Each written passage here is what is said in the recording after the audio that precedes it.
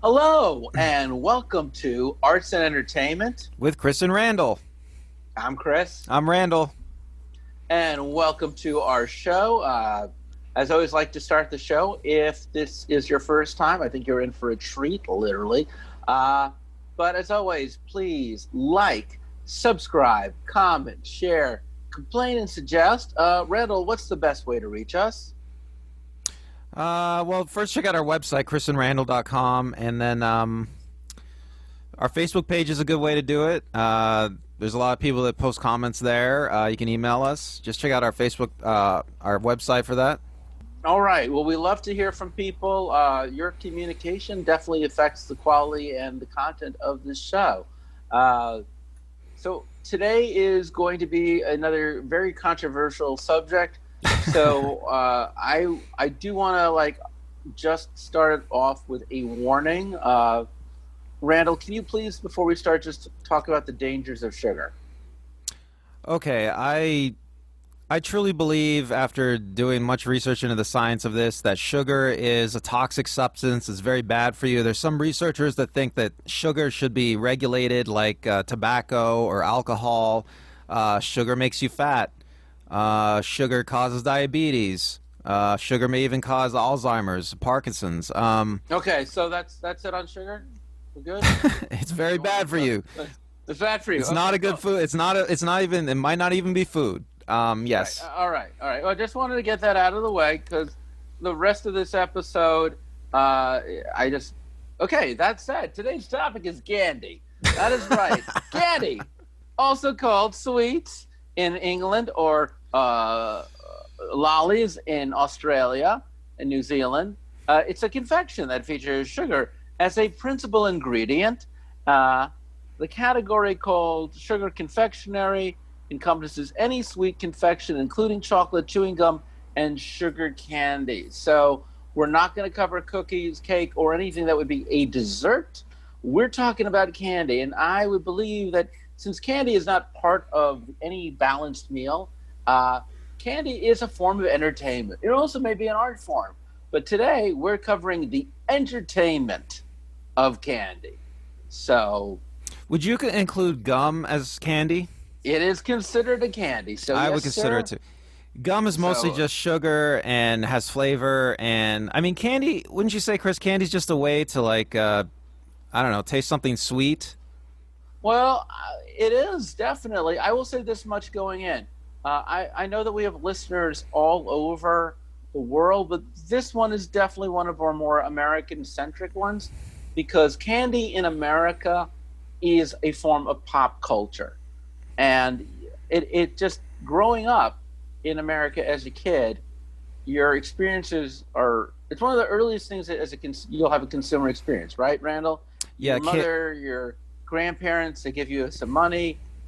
You're 8 years old. What are you going to do with that? Invest in stocks? Pay your utility bill? No, what's the first thing you buy? Well, you're almost expected to buy candy. And I'd like to add, in America at least, candy's advertised everywhere on TV, on the radio, billboards. It's sold everywhere, grocery stores, convenience stores. There is no place. There's even candy stores. Yes, and we're going to cover most and all of this. But I will say, as a child, I grew up in that. The 1970s was the crossroads because, in some sense, it was the height of confection, as candy was going everywhere. But by the end of the decade, there would be of course, the anti-sugar revolt. So, my mom, when I was a kid, not only did I get candy, she got me my very own gumball machine. And it was a commercial. It was Mickey Mouse gumball. And it was a plastic Mickey Mouse full of gumballs. And the commercial, the kid would say, "Thanks for the gumball, Mickey." Yeah, I just want to say about the 70s, that's the land where we're from, right, Chris? The land of the 70s where black was white and up was down. Like everything you think of today, it was the opposite in the 70s. So in the 70s, fat made you fat and sugar was A-okay. So load your kids up with candy. They'll never get fat from eating candy. And so we ate tons of it. I had a toy candy gumball machine.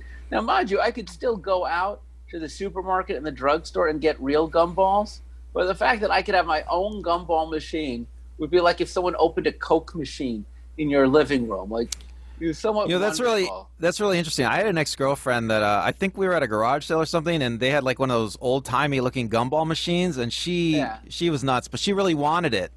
So it was cheap. I bought it for her, and so she had a gumball machine in her apartment. And did you ever go use a gumball machine at her apartment, or was it more like a decoration? I think I ate a gumball or two out of it. Well, you know what? It's like she had to fill it up, but she never refilled it because that's just the kind of person she was. So it ended up getting empty, and then she just gave it away or something. So let's talk about her childhood first. Randall, what was your favorite candies as a kid? Well, I'll start off on you.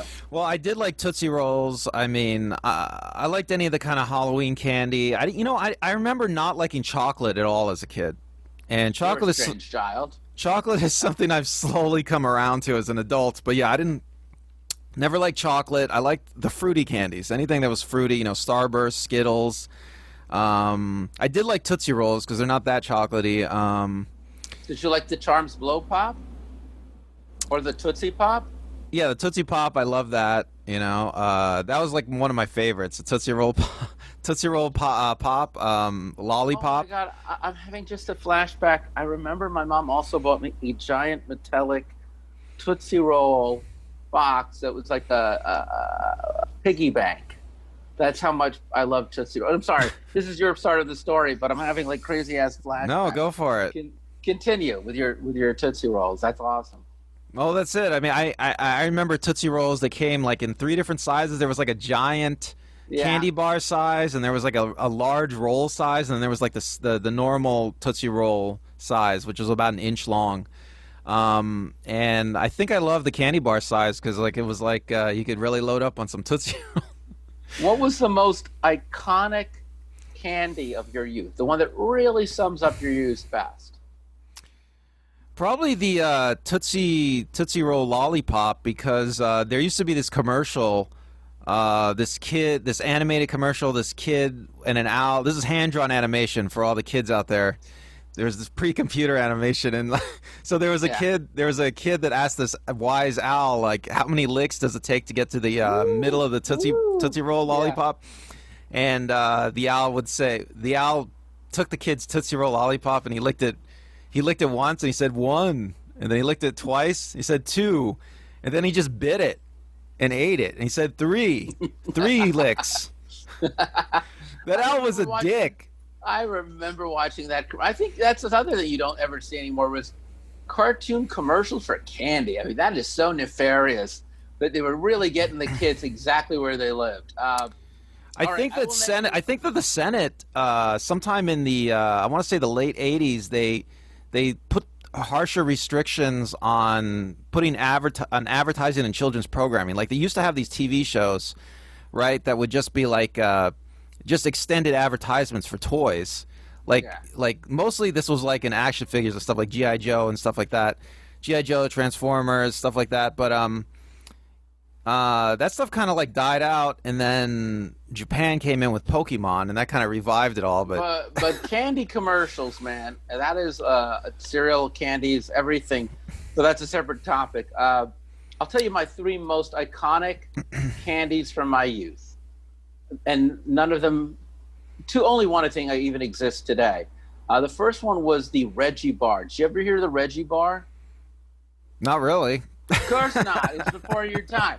It was named after the Reggie Jackson, the baseball player, who at the time was one of my local baseball players, Mr. October. He had his own candy bar, and I liked it because it was nougats and nuts. And I have to say, I think nougats and nuts, the minute you could get nuts and caramel or nougats together, that was like my first really big experience with it. And it wasn't like a bar, it was round. I just thought, man, that's genius. That in my 11-year-old mind, that was as good as it got. But the most 70s nastiest thing that I think I liked so much, and I don't even imagine how they would have marketed today, was something they called Pops Rocks or Space Dust. So what this was this kind of a granulated powder that could be like a purple or a lime flavoring. And it was a little bit like rock candy. It was a little bit like gum. It was a weird cross between. And you sprinkle about a quarter to half a teaspoon of this powder that came in a packet. You just sprinkle this packet into your mouth, leave your mouth wide open like that, and it would just start popping. It would just start popping in your mouth. It didn't even have a really particularly good taste. You didn't have it because it tasted good. You just had it because you wanted to experience something exploding in your mouth and having your tongue open. I don't even, only an 8-year-old would even consider this a culinary experience. You know, there's no real taste to it. There's no great flavor to it. It doesn't last. It's not filling. You just get to watch. It's like very clean shards of glass going off in your mouth. Well, you just said it. I mean, there's some sweetness, but yeah, it's an experience. You know, this is what we're getting at, right? So candy is an entertainment experience, right? Absolutely. It's an aesthetic entertainment experience. Pop Rocks, there's an obvious like tactile experience there. But it starts. I'm sorry, go ahead. Oh, go ahead. Why don't you finish? I wanted to get to the third and final candy because I think you and I talked about it before the show, and I know you can join me on this one. The Pez and the Pez dispenser. So, if you don't know what I'm talking about, and again, this is not a really good tasting candy, unlike say the Reggie bar or the $1,000 bar or the Nestle's Crunch, which are all the same bar. The Pez is, well, how would you describe the actual Pez? It's a dry. It's a rectangular. Yeah, it's a rectangular, semi-hard piece of candy. Very small. It's kind of like a size of a mint, but it's very got like sweet. A dried fruit flavor of no particular origin. Yeah, it's vaguely fruity. But you can't tell what fruit. So it's kind of almost. It's a chalky, flavored, nothingish. But the dispenser, literally the delivery system for this candy, it's a rectangular spring based, right? And then the top of it, which is the head, you push back, and out pops into your mouth this pellet. But what really makes this, and this is probably really where we get to candy as an art form, is the faces that they would design for the Pez dispenser. They had really creative faces, monsters, animals. Then they would license it out. You have superheroes. I remember having the entire Bugs Bunny collection. I still have. I should have brought it. You know what? I apologize. If I can find it, I'll take a photo of it and we'll put it on our Facebook page because I still have my Wile E. Coyote Pez dispenser somewhere in the house with a big 10. I don't say Wile E. Coyote. Yosemite Sam with the 10-gallon hat. Well, you know, the Pez dispensers, they're a perfect example of why candy is entertainment, right? The candy experience, it starts with advertising and word of mouth, and maybe you see other kids eating it, you know, and maybe, you know, I never thought of this before, but candy is like great viral marketing because like a Pez dispenser, there's numerous pieces inside of a Pez dispenser, right? So you can share that with your friends, and now your friends can taste it, and so now they've been marketed to, right? I mean, it's like the marketing in candy it goes back a long way. I mean, marketing for candy is an interesting institution because, I mean, while candy has been around literally since like 4 BC, in the 4th century BCE, sorry. It traced all the way back to India. In fact, the word candy is actually from Sanskrit. Candy, literally candy as we know it, really came into being right at the end of the 19th century during the Industrial Revolution to the period just after World War II. Basically from the 1890s to the early 50s, that was the big explosion in America of candy makers. And a lot of it had to do with the technology, the tastes. You know that candy was actually often used as a meal substitute, like the candy bar. Well, when I was in high school, who could not afford eggs. Well, when I was in high school, there were many kids who would eat candy instead of lunch. I remember that. Like they would forget a lunch or not have enough money, and they would try to just eat candy. So did you ever eat like a Snickers bar as opposed to a meal? I did. The thing that was big when I was a kid was Skittles, because I don't know what it is about Skittles, Oh but my God! How can they're anyone very live on filling. Skittles? They're very filling. I mean, if you down like a whole Skittles pack, it'll keep you going. I mean, in a way, I don't have candy bars anymore. But when I think about all the snack bars and protein bars that I buy, especially when I wasn't so health conscious, they were just glorified candy bars. You know, they're candy bars for adults, aren't they? All these bars. I remember when I first got into exercise and I didn't know that much about nutrition. I thought I would try these bars, you know, because they had protein or whatever. And I remember one day I walk in the store and at first, you know, I was there at the beginning of the adult bar craze. And at first, you know, they had like simple flavors, you know, like I don't remember, like something like chocolate or vanilla, you know, sometimes. And then one day I walk in and there was a bar that was cookies and cream, and I was like, no, oh, this standard. This is getting ridiculous now. It had like chocolate drops in it. I mean, I bought it to taste it and see what it was like. It was great. It was like one of the best candy bars I ever had. I was like, nope, these bars are no good. Randall, if you go to any supermarket in America, including Whole Foods, and you go to the nutrition bar section, every maker of a nutrition bar offers cookies and cream. Every single one. It is now like quite literally if you can't make cookies and cream, they don't let you in the nutrition bar world. It's delicious. You know, we should talk about the first nutrition bar, which was Tiger's Milk. Remember Tiger's Milk? So I think that came out in the 70s. And we didn't research. I don't think either of us researched it, but I remember as a kid, like my parents liking the Tiger's Milk bars, and they were, you know, they weren't nearly as sweet as the today's bars, and they're still around, of course. Tiger's Milk. It's a candy bar, though, right? I mean, the sugar content is off the charts on this. Yeah. I mean, unless you're you're absolutely right. But, you know, you raised something I forgot to mention, which is parents. So what was it in the Randall Mills household? Like, I think most people's moms really make the call on sugar consumption. What was your mom's policy about candy? Well, my mother, you know, there were some, I remember I had friends' parents, they would buy them candy all the time, you know. If they went to a gas station, they'd buy them a candy bar or something like that.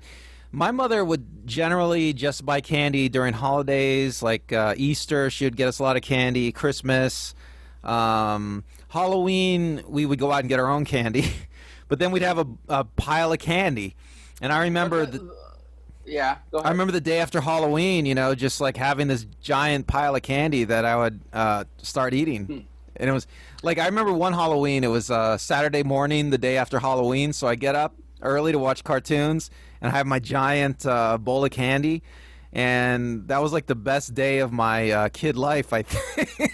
You know, I can relate too, because I know your mom's a librarian, so she knew a lot about kids and health. My mom was a school teacher, same deal. And I will say that my mom kept our house out. Chocolate has a different, I don't know, I guess it's like wine in the church, you know, like wine is a sacramental thing. Chocolate is a sacramental thing. So in my house growing up, we had access to chocolate, but we didn't have access to chocolate bars. We didn't have chocolate M&Ms. I mean, candy was not in the house. And I think my mom would give me money at the same way that my mom thinks about me in alcohol. Like, she'd turn a blind eye. You know, like, what you do out of the house, that's on you. If your grandparents give you candy, yes. Yeah, my mom did get me a gumball machine when I was a small kid, but I would imagine, like everybody's mom, around the mid-'70s, all of a sudden, people started saying, sugar is bad for you, don't have candy. And I don't think anybody started saying that till the 90s. No, I was there. You remember? Yeah, I was 11 years old. I remember distinctly going, this is bullshit. Literally saying the word bullshit. One of the few times 11-year-old Chris called out, no, I don't agree. So you love candy. Stupid. You love candy. I love candy, but candy now became something illicit, like something I would just do out of the... But you raised such a good point, which is, come Halloween was like Valpurgis Nacht. You know, like, again, it's like getting drunk on New Year's Eve. My mom would turn a blind eye. I could come home, like yourself, with these giant bags of candy. and I could eat it all in one sitting. I could eat it in 2 days. There was no law, right? Like the candy that you got for Halloween was your boodle, right? It's kind of like, it's like if I paid you one time a lump sum for something, right? Like this is all the candy you're going to get for a year, but you can have it any way you like. And it got me to thinking also that and this is the way that candy is also really an entertainment, is that if you go to Halloween is what I would call the very beginning of the several month-long festival of events that include candy. For example, Christmas, right? Did you get candies on Christmas? Yes, my mother would give me some things, yes. Like, what were your big candies on Christmas? She would get us, like, chocolates and, I don't know, chocolate Santa Clauses, and chocolate eggs, and chocolate bunnies. Nice. Well, maybe the bunnies on Easter. Did your grandparents or any other relatives bring candy? My grandparents didn't really... my grandparents weren't really that into candy. They didn't really give it out that much. They weren't that big. I mean, my grandfather loved those chocolate mints, Andes mints, I think they're called. Oh, yeah, Andes mints are great. I love them. My grandfather loved those things. Those are pretty much the only candy he ate. My grandmother ate candy. But you'd go to Christmas holiday parties, right? And there'd be candy bowls and candy dishes. Wow, I'm trying to remember now. I think that my family liked cookies more than candy. But like candy cane is something that people like literally put. Oh yes, we got candy canes. We got candy canes. Yeah, hang it on the Christmas tree, right? Yeah. You hang candy on a Christmas tree as a decoration, an edible decoration, because when Santa comes by, I like it. So you celebrate your Jesus' birth by using a pagan tree decorated with candy.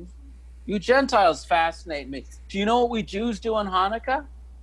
No, I don't, Chris. We get candy too. So we have this thing called a dreidel, which you spin, and sometimes you get a plastic dreidel, and you open it up, and there's candy in there. But the other thing that we also get, this is I always remember, is we get chocolates in the shape of gold coins. That's right. They're wrapped in gold, and then we open them up, and there's chocolate.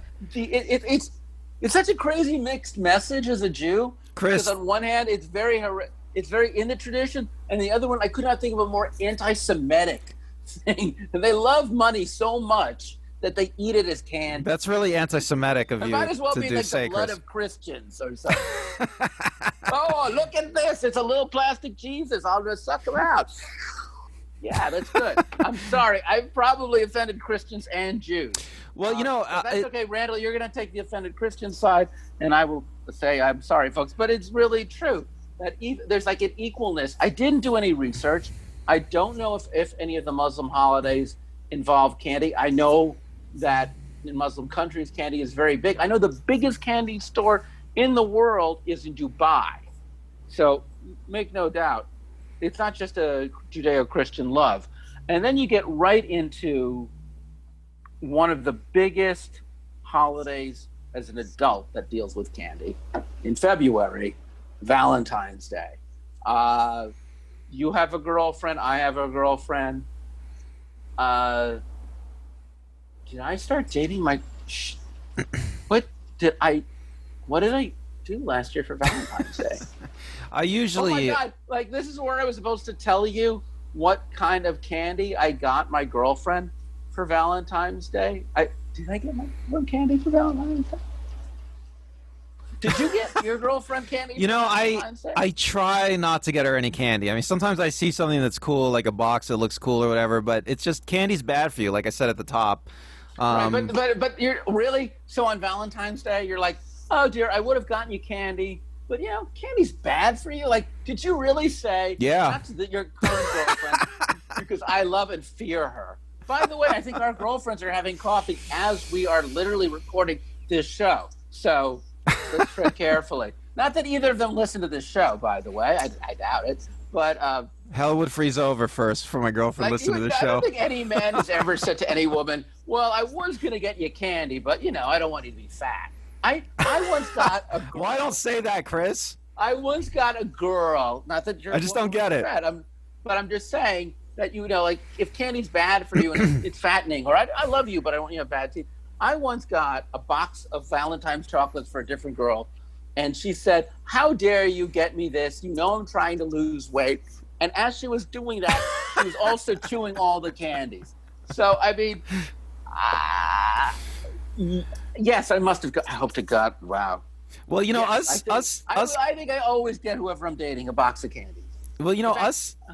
Go ahead. I was just going to say, us kids who grew up in the land of the 70s, and maybe other kids aren't going to understand this, but it's like we ate so much candy as a kid. It's such a reflex, It's like, It's like we don't think anything. We don't think twice about just like gobbling up any candy in front of us. I mean, I think for the most part. Well, I mean, it's insane. Did you get the Valentine's hearts? Did people give sweethearts with the writing on it? Yes. They're beautiful. You're my friend. They're beautiful. My mother got me some of those before. I mean, I don't think I've ever given them to a girl. I mean, I don't think I have. I used to get them from my mother, and I used to get them at school in grade school from my teachers. I once remembered giving it to a girl early on in my dating career. Did not work. What happened? Did not work. What happened? Tell the story. She was from another country. I gave her that, and she's like, "Okay, like, why are you just giving me these dried, weird shaped things with writing on it?" It was like, and I realized no one likes it. I was gonna say, when you buy Valentine's candy for your girlfriend, like, where you are in the relationship. Like, if you've just met, and I've done this where I just met a girl, you get like a 2-piece box, right? Just something small enough to say you acknowledge the holiday, but not so much to say that you really care about her. And then as the relationship, I would argue in every relationship, the box of candy gets bigger.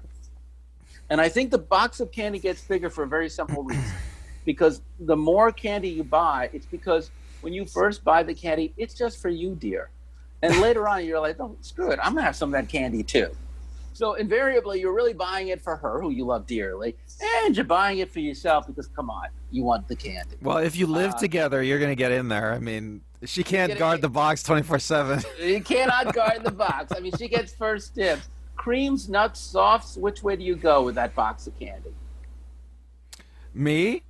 Yeah, you. Well, the funny thing about those boxes is, like, remember, like, how it used to be, you didn't know what was in each one. And so you would try to guess from the outside, and then some people would take it so far as to, like, they would take a little bite out of a candy to see what it was, and then if they didn't like it, they just put it back. Yeah. So you'd look at a box, and like there would be little bites out of all of them that were left, and then some candy makers got smart and they started putting a label like on the top of the box of what the candies were, and that was helpful. That was very helpful. So what is your preference when you what is the soft? Well, again, I like the fruity flavors. I always like the fruity flavors. So if there was cherry in there, I like that the best. I never really liked the marshmallowy kind of stuff or the lemony kind of stuff. But I always thought it was fun to just like not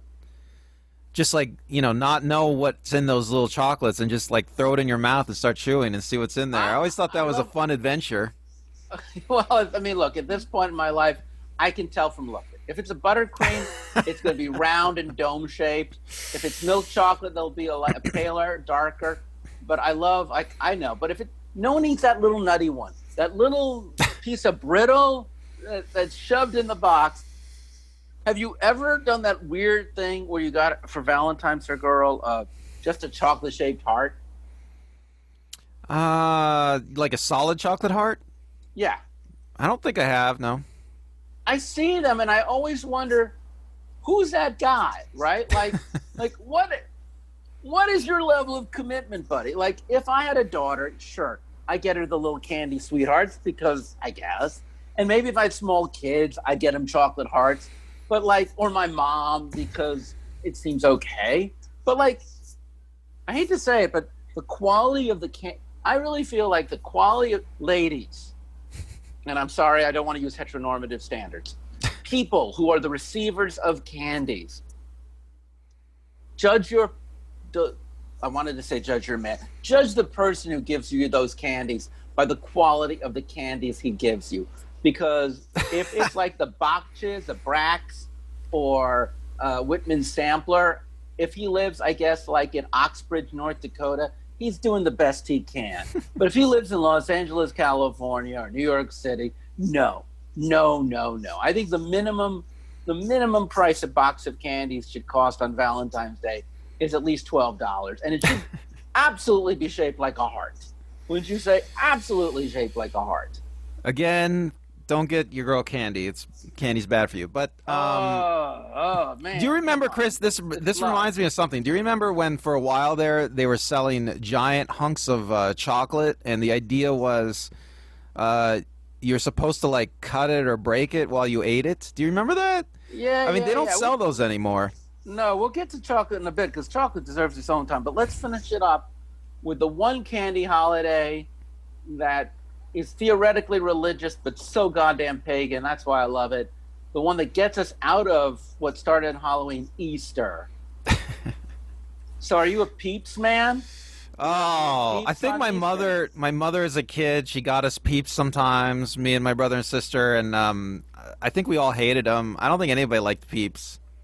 Does anybody like Peeps? My girlfriend likes Peeps. We just had the discussion last night when I was prepping for the show. And you know, no matter how long you date somebody, you always learn something about them that you have to kind of accept. She's like, I love Peeps. I love the rabbits. And she's not alone. Look, folks, I even asked people what their favorite candies were. A lot of you folks love Peeps. And I'm not, so please keep in mind, I'm just a weirdo. But she didn't love my favorite thing, which I have to admit, they changed the formula, so I don't love it anymore. But when I was coming up, this was introduced in the late 70s, and it owned me until about 5 years ago. It was a serious addiction.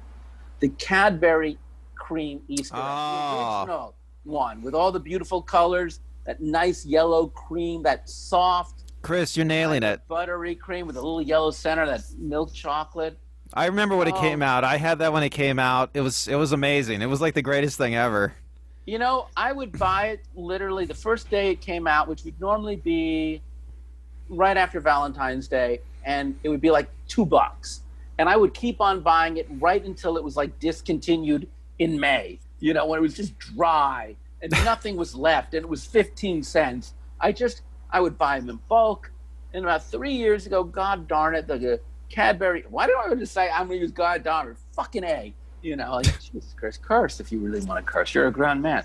And in fact, that was it, because that was the last candy from childhood to 50-something-ish, where I could go, man, I love you, and I know you'll only come around once a year, but when you come around that time of year, even though I don't believe in baby Jesus, I believe in the Cadbury egg. You know what I'm saying? Not that, no offense, folks, who believe in the baby Jesus. I'm just saying I'm a Jew, so for me, there's no religious imbibement. Well, it's very pagan, Chris. I mean, yes. The eggs are pagan. Thank you. So you can eat that and not go against your Jewishness. Do you like the chocolate bunny? I've eaten many chocolate bunnies as a kid, yes. How about as a grown man? I can't think of eating a chocolate bunny as a grown man. I'm going to tell you something super ghetto about me. So I wait literally until the day after Easter, and I go to Target, and I buy every freaking brand.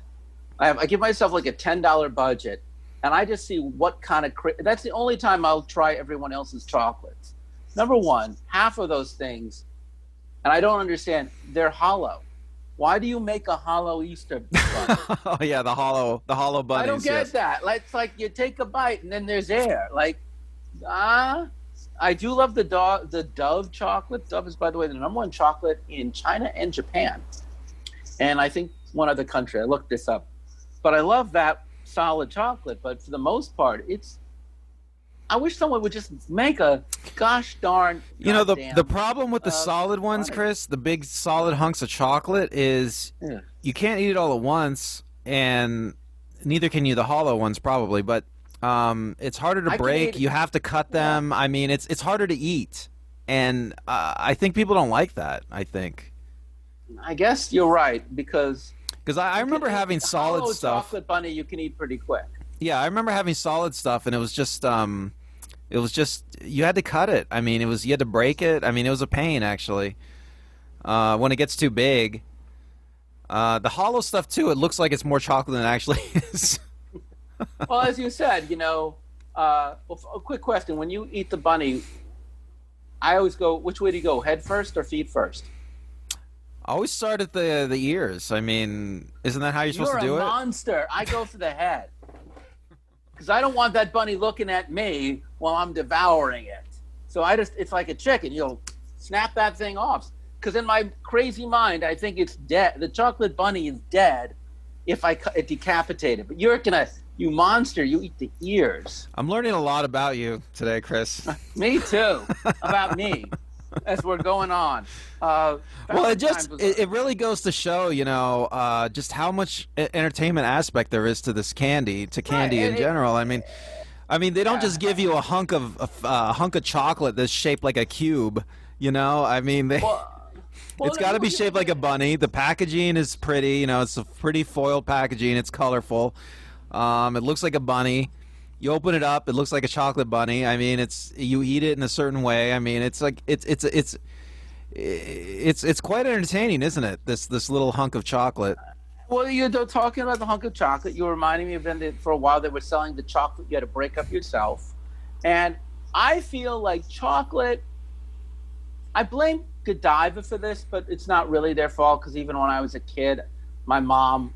I said we had chocolate was the one thing we were allowed in our household. Just like you were allowed to have wine during the Prohibition if you had it for sacramental reasons. So my mom would get us Lindt chocolate, which was from Switzerland. It was like, I guess, a natural chocolate. Drosti was another chocolate we had, which was shaped like an apple or a pear. Did you ever have the Drosti chocolate? I don't think I have, no. It's shaped as a fruit, and you take it apart. But Drosti and Lindt were from Switzerland. In fact, when I went to Europe, I had the Lindt chocolate there, and I go, oh, my God, she wasn't lying. This is like a really good chocolate. It tastes different in the States, you think? Yeah, it does. If you can get your hands on, they put liqueur and all sorts of good stuff in it. What was the point you were making, Chris? Oh, chocolate today. Go to the supermarket once we're done and look at the chocolate section, whether it's Whole Foods or ShopRite or Sloan's or Kroger, wherever your local supermarket is, wherever you're listening. And am I right in seeing this, Randall? Unlike any other candy in the world, chocolate literally has a low rent neighborhood, a medium rent neighborhood, and a very, very, very high rent neighborhood. Well, I really love seeing this development. Yes, you have like the low end cheap chocolate, which is like a typical brandless chocolate bunny you might buy off the shelf, and then you go up to the top, and you have these bars of chocolate with the percentage cocoa listed on the front of the bar, which is a development that I think has only appeared in the last 10 years or so, maybe earlier. Right. And you got like the chocolate that, the low-end chocolate that, oh, look, we put in cereal. And then you have the high-end chocolate like, we put in imported cayenne peppers. Yeah, and it's sea salt, It's a great development because these high-end chocolate bars. It really brought me back to allowing myself to eat candy again. And I will say this: I was with you. When we used to go to the farmers market. I have watched Randall spend $12 on a 4-ounce bar of chocolate, of just straight up flat chocolate with like honey and liquor. It had like all sorts of intriguing things I'd never thought of going in a chocolate, in a 82% cacao chocolate with, Brazil nuts and like essential oils and orange rind. Well, Chris, with you. Yeah. Can I just say, it was freaking awesome. You know what I'm saying? It is freaking awesome. There's very few things. Look, I'm not above having a Hershey's. I am above having a Hershey's chocolate. I'm sorry. I really wanted to get down with you folks, but I could. I'm not beyond getting a Cadbury chocolate bar and I love my Lindt, but man, for every extra dollar you pay for a high-end chocolate, it's insane, right? It's absolutely worth it, I think. I mean, maybe I'm just fooling myself, but no, I think it tastes delicious. You can't eat it. If you're listening to the show right now, please come down and recommend your chocolates in the comment section. I want to know personally how you feel about chocolate. Well, you can't eat it all at once. I mean, it's too much cocoa. You know, it's very satisfying. You know, they're much more. These high end bars are much more satisfying than like the Snickers bars I used to down when I was like in my 20s, I would say. Yeah, and they're rich in antioxidants, so darker chocolate has less sugar. I go to Trader Joe's, and for less than $3, I buy the 100% dark chocolate called the Montezuma with sea salt and almonds, and it's awesome. What's your chocolate of choice? You know, I just try any of the high-end bar brands. Any of them. I mean, if it says organic, if it says, you know, whatever. I like to get a high cocoa content, 70-80% I like, and yeah, I just go to town. Do you think because it's so expensive, we don't feel like, well, it is clean, but like if you're eating a really clean chocolate, do you just say, well, I guess it's not candy? You know, when you get up to like 70-80%, it's not as sweet. I mean, do you remember as a kid there were certain candies that were essentially just sugar? Like, what was this candy? Pixel Stix? Pixel Stix are just flavored sugar. And I remember eating those and like kind of liking it, kind of not. But I mean, it's such a weird thing to just like eat just a bunch of sugar like that. But you know, I remember also too, like I probably had pre-diabetes as a kid. I remember just loving to eat sugar cubes. Like I remember one time we went into my mom went to see a model home somewhere, and there was like a coffee station, and there was a bunch of sugar cubes, and I just started eating them, man. And I was probably hungry, but that was weird, dude. That was... No, but as a kid, as you say, your taste buds are more acute to it. You know, while we're on the topic of chocolate, I'm going to tell you the story of Charlie and the Chocolate Factory. Okay. So Charlie and the Chocolate Factory was written by Roald Dahl. And if you haven't seen it, it is... Did you ever see either the Gene Wilder film or the Johnny Depp film? I've seen both. Yeah, it's a great fantasy about what it'd be like to win to a chocolate thing. So when Roald Dahl was a young boy, he was in boarding school, and Cadbury, which was around in England at the time, would send boys these different chocolates to test market and write reviews.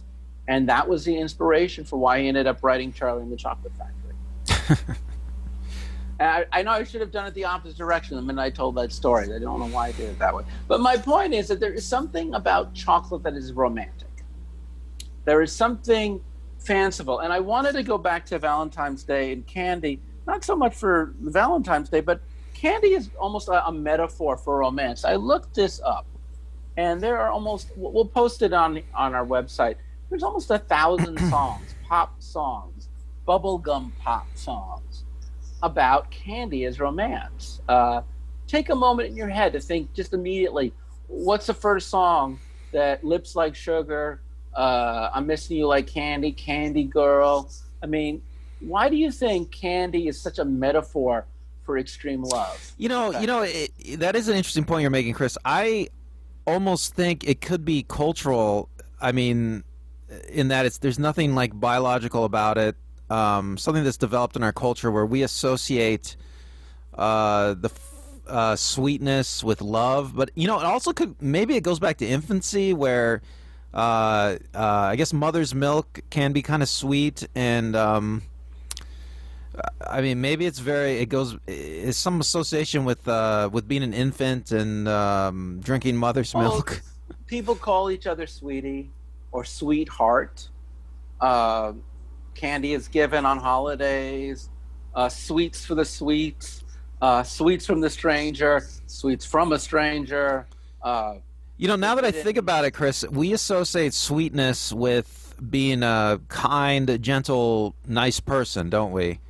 Yeah, it actually and really is. There's no reason. Qualities. There's no reason we should actually. Not that I can think of off the top of my head. Opposite, right? Bitterness is all that's wrong. And, right. And sour, I soured on him. Right, but there's no reason we should taste in my mouth. Right, but I don't see any reason we should associate those flavors with those characteristics, though.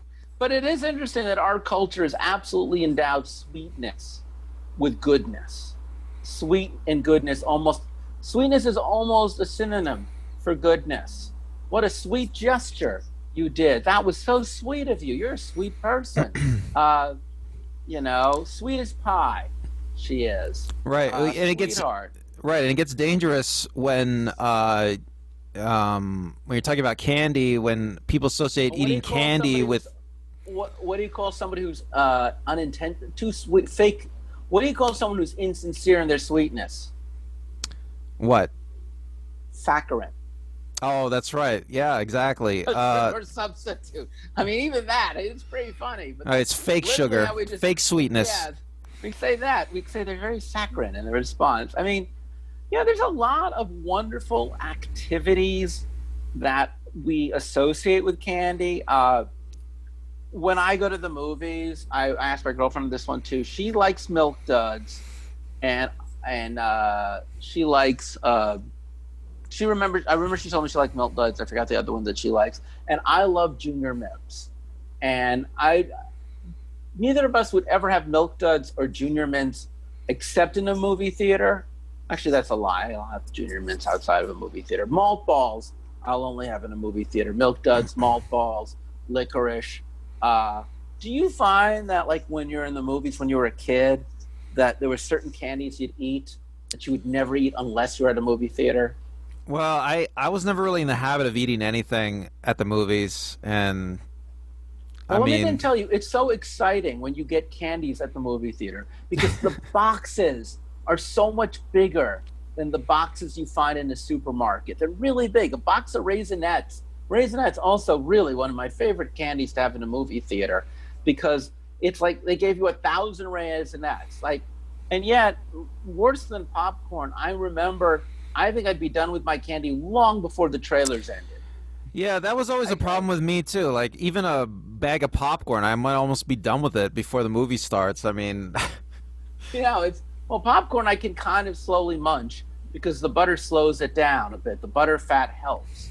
But candy, also eventually I just get sick of popcorn and it gets stuck in your mouth. Candy does not get stuck in your mouth.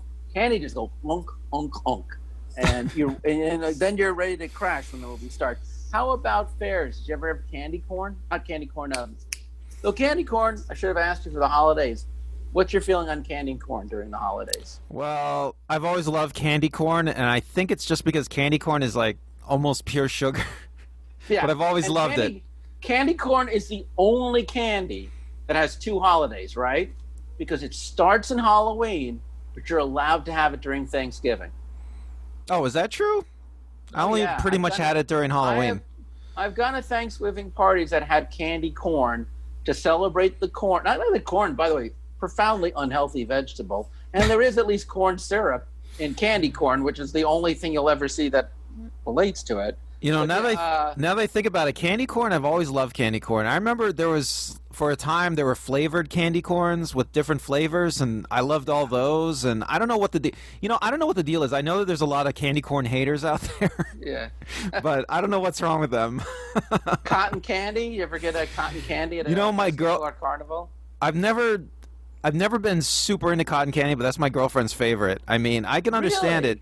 Yes, that's Annette's favorite. She loves cotton candy. I can understand though why people like it. I mean, it's just pure spun sugar, isn't it? Well, with some flavoring. She's from New York City, like myself. Mm-hmm. So I tell you go to Coney Island, and you go out there and you get cotton candy. And there's not a lot of places you can get cotton candy in New York City outside of festivals and carnivals. So again, it's that kind of special thing when I go and see Ringling Brothers, Barnum and Bailey Circus, get it in Madison Square Garden. But there's not a lot of cotton candy. So when your grandparents, I don't think your parents, maybe once or twice, but I've never paid for cotton candy. I don't know what it costs.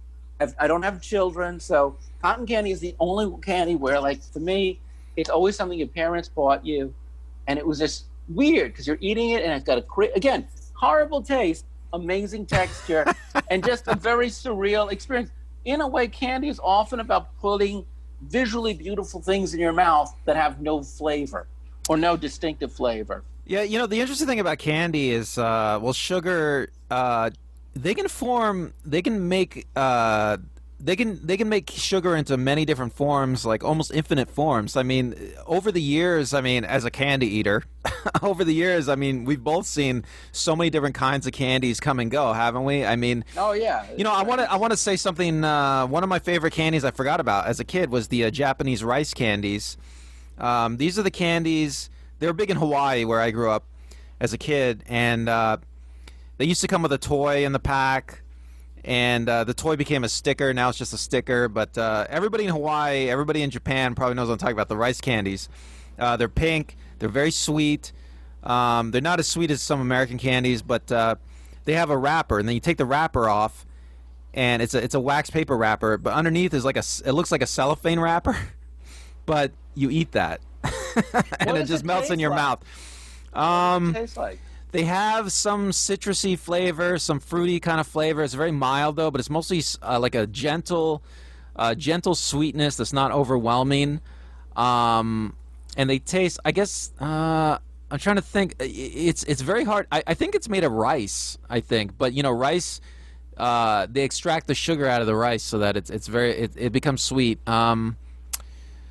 It's like a very sweet fruit, I guess you could say. Like extremely sweet apple, maybe, is the best comparison. But it's definitely a candy. It's definitely a candy flavor, and it compares to Western candies, for sure. Hawaii has great stuff because I remember having chocolate-covered macadamia nuts in Hawaii. You guys have amazing candies. In fact, it's funny. I was thinking about this. There's a candy store right where I live called Pop Fizz, and they sell Japanese Kit Kats. Oh, yes. And the flavors of them are so weird. I mean, lychee, green tea, not weird, I'm sorry, and American. Anything that's not American is weird.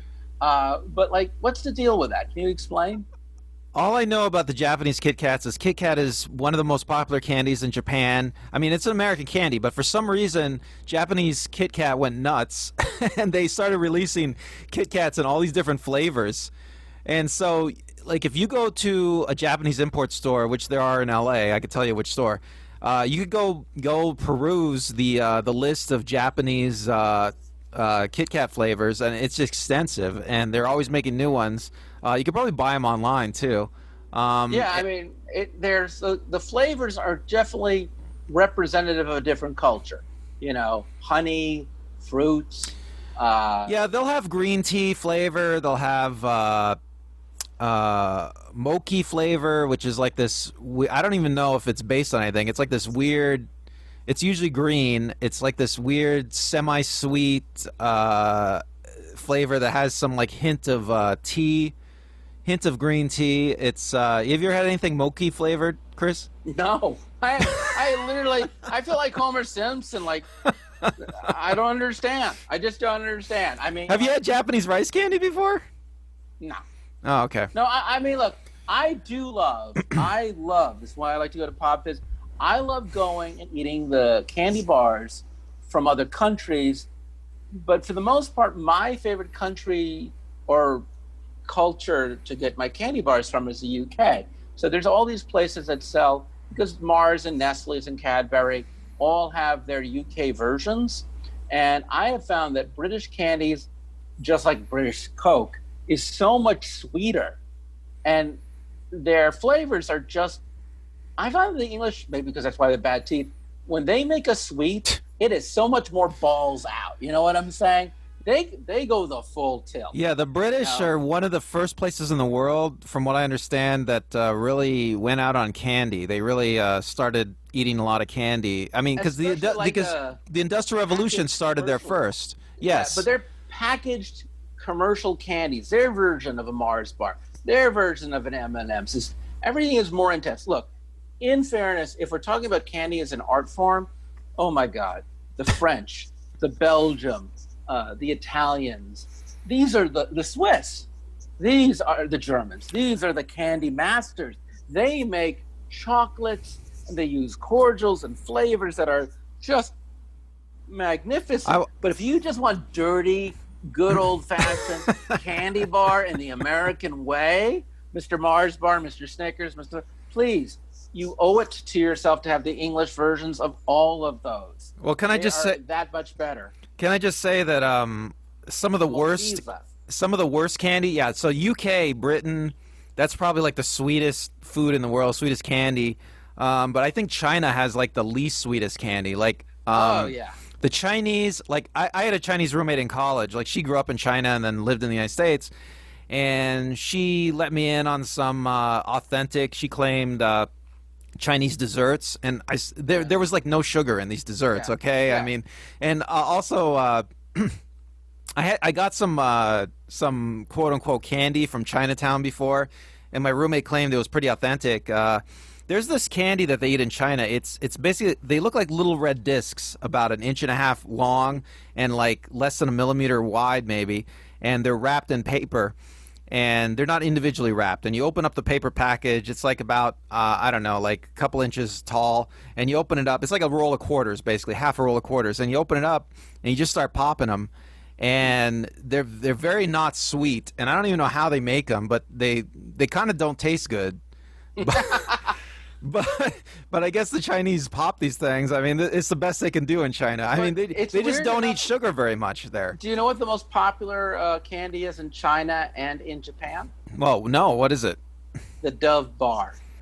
See, the Dove Bar is interesting because the Dove Bar is minty. It's not very sweet, right? It's got like a chocolate coating that's not very chocolatey, actually. How would you describe the interior of the Dove Bar? It's like a giant mint, isn't it? It's just a mint. It's a very weak chocolate. It's a kind of chocolate that I like for if you're going to put it with something else, but it's too. You go, that's nice. Can I have some chocolate now? You know what I'm saying? It's hard to even call that a candy. I mean, it defies all the candy rules. But I can definitely see why it's so popular in China. Let's talk about the third most popular chocolate in America. Okay, what's M&Ms. that? M&Ms is the third most popular chocolate in America. Do you know what the rarest chocolate M&M is to get? I looked it up. Whoa, what is it? Brown. And it's interesting because there's that famous quote about Van Halen that in their rider they insisted there'd be no brown M&Ms. Well, I thought it was green M&Ms. Was it green M&Ms? I thought it was green M&Ms. Explain why they put it there. It had nothing to do with the green. Oh, they put it there just to make sure that the contract was being followed. So they had a rider that was, I don't know, it was over 200 pages or something. I think you can read about this on Wikipedia somewhere. So anyway, the rider is like a contract they make with the club, the venue they're performing at. And so the green M&Ms clause was just a way of making sure that their rider was being read fully. So the green M&Ms clause, it stated that there had to be a bowl of M&Ms in their dressing room, and all the green M&Ms had to be picked out and thrown away. And so people thought they were just being divas with this, but it was buried on like the 200th page or something, or maybe the 100th page in the middle somewhere. And so when the manager or the band came to the dressing room and they saw the bowl of M&Ms with no green M&Ms in it, they knew that their rider was being followed to the letter and it was being fully read. And so it was just a way of double checking is all. Yep. And now while we're on the topic of M&Ms, an M&M that they didn't have, that they stopped making when after I was a kid, was the red M&M. Do you know the story about that one? No, tell me about that. So the red M&M was red, but the dye they used was called red dye number 2, and they found out there were some health issues with it, so they just stopped making red M&Ms. Just like when I was a kid, and I totally forgot. You asked me this question. One of my favorite chocolate molds was the chocolate cigarette. I swear to God, you would get from your parents a pack of cigarettes, all right? And they looked like a pack of cigarettes. And then you'd unwrap the cigarette, and inside was chocolate, and you just eat chocolate cigarettes. So that got banned as well. I remember having bubblegum cigarettes. Those are great. Bubblegum. But I'll tell you something. You know what didn't get banned? Crushed insect cocoons. There's a candy that they put crushed insect cocoons on, and they didn't ban them. What candy is that? To this day, you can still, if you eat this lovely candy, you're also eating crushed insect cocoons. Now, I could tell you what this candy is, but my question to you is, if I told you and the viewers what is made out of crushed insect cocoons, which is a very strange word to say out of the mouth, would you still eat it? So I'm gonna tell everyone right now, if you don't want to hear the answer, you want to move ahead about a good 60 seconds, because I guarantee you Randall will blow his mind. Jelly beans. Oh, What gives them their color is crushed insect cocoons. Now, I can live with that. Can you? What color is it? It's a coloring device. It makes it brighter and shinier. Oh my God. But you think that's going to stop me from eating jelly beans? Hell no. I'll still eat jelly beans. Insects aren't that bad for you. It's insects. Didn't you tell me Annette likes chocolate-covered, your girlfriend loves chocolate-covered ants or... We were at some event and they had chocolate-covered grasshoppers and she had one. Grasshoppers. I've had them too. They're awesome. That's one of the few Chinese... I have to say, I think I could literally eat anything covered in chocolate. I mean, I've had bacon covered in chocolate. Have you had that? I think I have, yeah. It's good. Pretty good. It's good.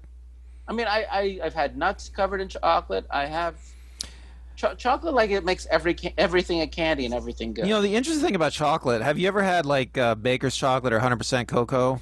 Have you tasted it? Yeah. It's funny because, yeah, it does taste not that great, right? I mean, chocolate by itself is not that tasty, but you have to mix it with something. I mean, I think the Mayans, I don't know if it was the Mayans or the Aztecs who discovered and cultivated chocolate originally, but they didn't have sugar. They originally mixed it with hot peppers, I think. Yeah. And I've always wanted to try that concoction. Like, they used to make a hot chocolate mixture with hot peppers, and I've always wanted to try it to see what they were drinking, but they had it for breakfast, I guess. But I can't get it anywhere. I guess it doesn't really taste like. Hey, folks, if you had it, let us know. So here are the top 5 candies according to USA Today in 2019. I've already told you number 3, so I'm going to count back. Number 5, taking up 6% of the candy market, candy corn. I love candy corn. Followed number 4, Hershey bars. It's all right. You would have thought Hershey bars would have been more popular, don't you? I mean, that's pretty Hershey popular. Number 4, Hershey, Pennsylvania. Yeah. There's a lot of candy out there, Chris. Well, it'll be interesting. I'll tell you what happens in a minute. You'll see there's a surprise at the end, and I think you'll explain a lot. Number 3, as I said before, was M&M's, owned by the Mars Corporation, which is the second largest private holding corporation in the United States. Number 2, Snickers, which is fun because if you think about it, the Snickers has not changed its recipe, its design. The Snickers is like, that is the bar you have when you're going to eat a meal, isn't it? That's the one you throw in the freezer, you cut it up into pieces, you put it in ice cream. Snickers is good, but you know, I think I prefer payday bars, which are mostly peanuts with just a little bit of caramel thrown in there to hold them together. So I'm just going to recommend, if you like Snickers, you try some payday. All right. You know, the number 1, counting up to 36% of the American candy market. Care to guess what was number 1?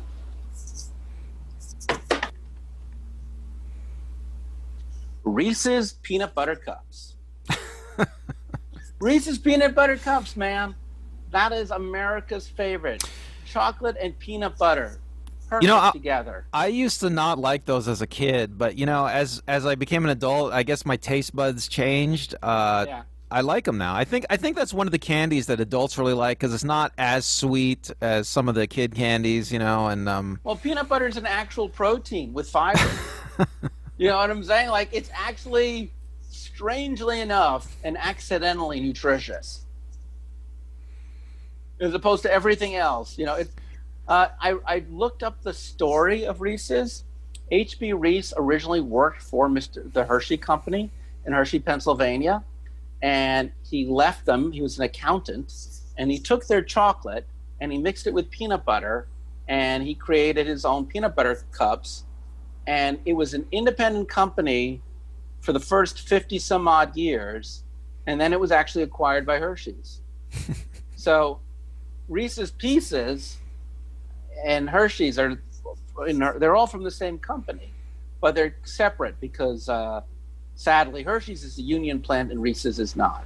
Also, another interesting fact: M&M's was originally offered the candy of choice for the alien ET, and they turned it down. So Reese's Pieces took it up instead, and they ended up doing really well for a couple of years.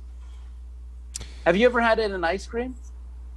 Yeah, I have. It's good in ice cream, you know. Yeah. I think Reese's is good in just about everything. And that was cool. I asked other people. People on Facebook said they loved Heath bars. They loved Rolos. Someone mentioned Mary Jane's, which is hysterical because I haven't thought about that one in years. Another person pointed those little sugar dots that you put on paper. It's pretty interesting how many different candies. There are lots of different candies out there. But I will say that the Reese's came up a lot. And the last kind of activities I wanted to talk about that involves candy is road trips. Have you ever just gone on the road and just taken your stash with you? Well, see, what I like to do is stop at a convenience store and see what's in there, and if I get it, Isn't it if I interesting want looking at the candy at a convenience store? You know, it's interesting seeing what each place has. I mean, sometimes you don't see candies for years, and then you go into a convenience store, and there it is. You know, like Yeah, I thought that was disconnected. Like a Charleston Chew. Yeah, I mean, I don't know why. I don't know why. I don't know why it's so hard to find certain candies, but it is, I guess. Well, we haven't given a fair share to two different candy categories, so let's quickly cover them. Bubble gum. I did not know that actually chewing gum is the original form, but bubble gum did not become a thing until really the middle of the 1930s, and then Bazooka Joe became very popular after World War II. It featured comic strips and great artwork. And then Bubblicious, and I now remember as a child, and this is the difference between you and me, is when I was a kid, when you would blow up a bubble of gum in your face, it stuck to your face. And heaven help you if it got stuck to your hair. But in the mid-'70s, they came out with Bubblicious and Hubba Bubba, and the whole design of this gum was that it would not adhere to your face. So that's probably the biggest difference in our... Did you ever have the gum stick to you? Yeah, I don't remember that being a huge problem. I remember like kids used to get gum stuck in their hair all the time, but that I don't remember that happening after a certain amount of time. I mean, maybe it's just because I got older. I'm not sure. No, the technology just got better. That was a big thing. I did like Bazooka Joe. Did you have Bazooka Yes, I remember Joe? Bazooka Joes. The comics were great, you know. They were fun. Bazooka, it came out of World War II. The comic was somehow a bazooka. It's sad. They discontinued the comics only a few years ago. But Could I just... Cracker Jack. No more prize, I found out. Wait, there's no more comics on Bazooka Joe? What? There's no more comics in Bazooka Joe. There's no more prize in the Cracker Jack box. Could I just say something about Hershey bars? By all means, because in World War II, they gave out the Hershey bars to American GIs, right, in their rations. Yeah. And then the American GIs became famous for giving out the Hershey bars to kids in Europe. And maybe... Yeah, well, they didn't go bad. The way that they packed the chocolate and it had a great shelf life. It was easy to transport, didn't take up a lot of space. It was perfect. Go on. So the Hershey bar became, around the world outside of America, became iconic with America. I mean, we don't think of it that way here, but outside the United States, Hershey bars are like as American as apple pie.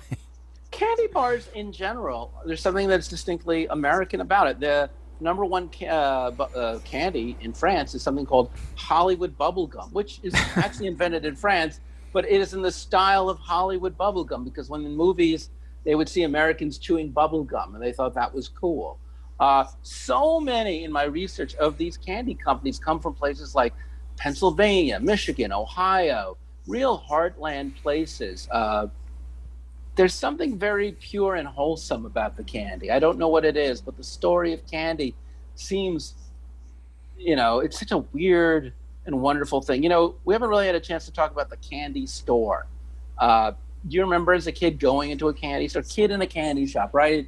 Everyone uses this to explain what sheer joy Well, is. you're talking about stores that like sell loose candies by the pound. Is that what you're talking about? Yeah, and they'd have licorices and bubble gums and cordials and fudge and any kind of candy that even stuff you didn't think of. They would have gummy candies a lot of times, right? Oh yeah, gummy worms. Remember gummy worms? Gummy bears, gummy snails. Yeah, and anything you could have, and you'd buy it by the pound, in increments, in a paper bag, and nuts. For some weird reason, every kind of pistachio. I love it. It's nuts and candy. That's a very old school New York ethnic thing. An immigrant running a nut and candy shop anywhere in any neighborhood. And you take it home, and then you would eat it later on, or at the movies, or on the way home. And it was just something. There's something so pristine and clean about that idea. Well, they both keep, right? They both keep forever. They don't, or a long time. They don't go bad. I mean, I think candy kind of goes stale after a certain amount of time. It depends on the candy. Yeah. I mean, I've always thought that it's better to get the candy as fresh as possible, but it's like, who knows when the candy was made. I mean, you walk into a 7-Eleven or whatever, you have no idea how long it's been sitting on the shelf. I mean, that's one problem with candy. Well, that's why I like going to like a candy store. Like out here in California, we have this thing called See's Candy. You may or may not have heard of it. It's been around since the 1920s, and it was designed to have a look. So all the patrons there wear like white uniforms, and everything is like checkerboard black and white, and it's like stepping into the 1930s, and it smells of fresh chocolates and candies, and you can get them in boxes. You can get them loose. I've even been to the See's factory in Culver City, and they'll let you try the chocolates. It's my go-to place, and it's something so neat. Even the people who work there tend to be on the heavier side, and unapologetically so. Like they've actually had all the candies. Don't you love going to See's Candies? Yeah, See's is a nice place to go. It smells good. There's a lot of interesting candies. They let you taste it. I mean, you can put together a box of stuff you pick out, right? Yeah, and they've been made locally. If you live here, the See's Candy Factory is only anywhere from a few miles away to 20 miles away. So they were made recently, and to mail them in the warmer months, it costs more to mail them than to actually buy the candy, because they have to do like a freezer process. And they're very committed to it. And it's just who owns See's Candy? It was started by the See family, but you know who owns it now? Yeah, who, Chris? Berkshire Hathaway, Warren Buffett's company. In fact, they said that was the first quality company they ever bought. They used to always buy companies that were undervalued, but not particularly good. And then they bought See's Candies, and they changed their whole buying strategy. And to this day, they have not changed their recipes. They're high-end, good quality candies. We're not getting paid by See's. If you have the opportunity, by all means do. Could I just say, I've been thinking about this subject for a while. Ever since we were talking about doing it, and throughout this episode, I've been thinking, like, what is it about candy that makes it so fun? I mean, I think one of the things that makes them fun is just the novelty of it, right? It's like, I remember as a kid coming back from Halloween and seeing candies I've never heard of, never tried, and just, it was exciting to try these new candies, right? To see what they tasted like, to see what the flavors would be like. And that's, go ahead. I think just the novelty is something. Like when a candy you like comes out with a new flavor, that was always like amazing. Absolutely. Or just the social element, right? Because one of the reasons I go to candy stores isn't so much that I eat candy, but I'm going to go visit a friend or stay over. And candy as a gift, or going to a party and there's a candy dish, I've never seen anyone really be upset when I gave them candy as a gift. I mean, even if they say, well, we don't really eat candy, I'm minding someone eating it. Or, when you go to a party and there's a candy dish, it's always the first thing that gets emptied. Yes, I do think, generationally speaking, there is something about old people that really loves hard candy that I will never understand. I think they just buy the cheap candy in bulk, and that's why they have it. But if I see like good quality candy, I'm always there. But even bad quality. I remember the last time I saw you, we were working a film festival, and they gave us Nerds and Sour Patches. They gave us Giant Nerds, which was this new candy Remember, it was like in a cane. Yeah. It was like in a plastic tube, and I remember thinking, "Wow, I wonder what those taste like." And then they were And gone. I tried them. You know, they're all right. They're They're kind of all right. gummy. They're kind of gummy. They're big. I mean, it was fun. It was fun. It was a It was fun fun. novelty to eat them. Yeah, I mean that's what I'm saying. Candy is something you do with other people. You know, when you do it with other people, it's social. When it's high quality, you feel good about yourself. When you're on the road, it gives you energy. Or when you're studying in college, I used to eat candy to get myself energy. Or even when I was a school teacher, I'd give the kids candy, which is horrible. I once caught a kid in my class dealing in candy. He literally was like sending a note out to other kids about how much he was charging. And I thought about busting him. I thought, yeah, candy dealing, if that's what he's going to do, God love him. It's a very low paying profession, but it's, you know, at least it was if you're an 8-year-old compared to selling drugs. But hey, I was more than happy to encourage it. Yeah, I've said all I can say about candy today, but any closing thoughts? Um, well, the candy industry, candy makers, they continuously amaze me with their ingenuity, their creativity. I mean, uh, the industry as a whole is just, it's incredibly creative and beautiful, wouldn't you say? I mean, just full It of is because amazing it's artists. dedicated to fun, whether it's the color of the candy or the color of the package or the selling of the experience. And if we abuse it, it's only because it brings us joy. Uh, so this can, yeah. So thank you. And if you're a part of the Candy Corporation, please sponsor us because now I really want to go out and get some candy. Until then, I'm Chris. I'm Randall. Thanks for watching and listening. We'll talk to you later.